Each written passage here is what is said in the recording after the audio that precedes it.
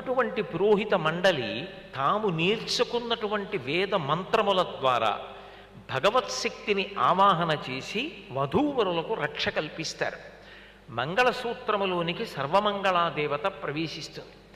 మంగళసూత్రమునకున్న గొప్పతనం ఏమిటంటే దానికి శౌచాశౌచములతో సంబంధం లేదు. అది తనంత తానుగా పరమ పవిత్రం.